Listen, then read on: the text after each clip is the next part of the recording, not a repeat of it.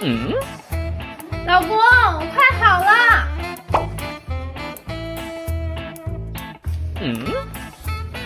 小布，你也想去吗？外边冷，你不要先跑哦。老公，给家布带上牵引绳吧，家布要一起去。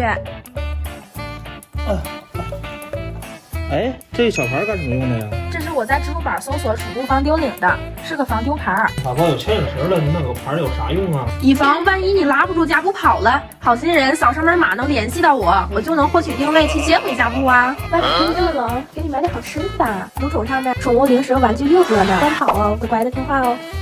回来，别跑，家布。